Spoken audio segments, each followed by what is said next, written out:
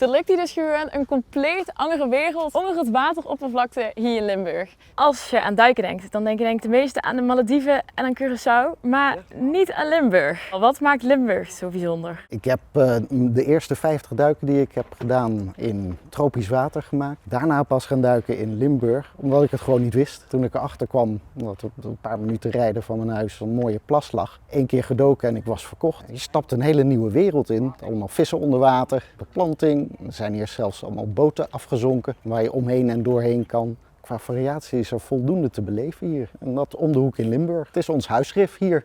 Ik ben meer dan 1000 duiken per week gemaakt. Van Noord-Frankrijk tot Noord-Duitsland, Oostenrijk. En waarom komen mensen van zo ver hier duiken in Limburg? Waar we in Nederland tegenaan lopen is eigenlijk van als iemand onbekend is met het duiken. Dan is het in Nederland altijd koud, donker, niks te zien. Maar dat kunnen we hier gelukkig allemaal weer leggen. Omdat we gewoon een hele mooie waterkwaliteit hebben en niks te zien. Daar hebben we zelf voor gezorgd dat er wel veel te zien is. Zowel van natuur als de onderwaterobjecten die we geplaatst hebben. Alle stipjes die je hier ziet zijn objecten die we hebben afgezonken. En dan kun je routes duiken. Hier zie je bijvoorbeeld een Minion, maar er liggen ook een aantal zeecontainers en diverse boten. Een piratenschip, een katamaran en zelfs een vliegtuig.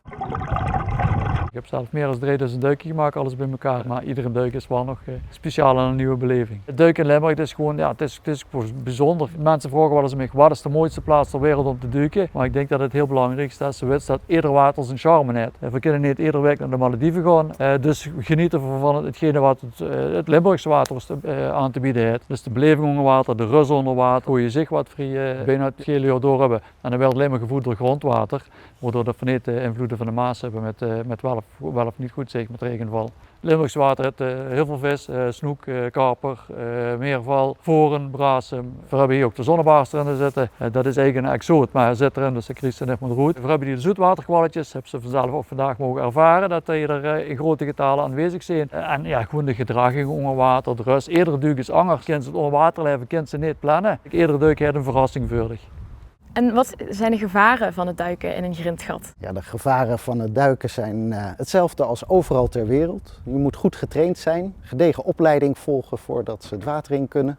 Eigenlijk is duiken een hele veilige sport. Zeker als je zorgt dat er goede begeleiding is. Je gaat altijd het water in met een buddy. Dat is het leuke. Komt misschien alleen binnen, maar uiteindelijk ben je altijd samen in het water. We duiken het ganse jaar in dit water. In de zomer zullen ze beginnen met de jonge plantjes komen. Dan zullen ze beginnen met de vissen dat ze eitjes liggen. Dan zullen ze beginnen met dat de eitjes uitkomen. Nu zit ze eigenlijk op de top. En als de dagen strak wat korter werden, dan zullen ze ook dat de plantengroei weer wat minder wordt. Dat zich dat weer afboet. Toen naar de winter toe, eigenlijk een maanlandschap waar weinig begroeiing in zit. We hebben zowel heel goed zicht omdat er ook weinig algen in het water zitten. Alleen het is koud, dus dan duiken we ook met speciale pakken over niet na de weer. Dan wachten we weer tot het voorjaar, tot de zon begint te schijnen en dan komt het vissenleven ook wat terug en dan zie je ook wel langzaam de plantjes beginnen te groeien. Dan is het cirkeltje eigenlijk voor rond. Het is de vrijheid die je ervaart onder water. Het is de rust onder water die het geeft. Op het moment dat je zakt en je hoofd onder water steekt, gaat eigenlijk je alledaagse zorgen verdwijnen en je bent heel rustig en relaxed. Een soort yoga onder water, zeg ik altijd. En is het dan ook een beetje verslavend?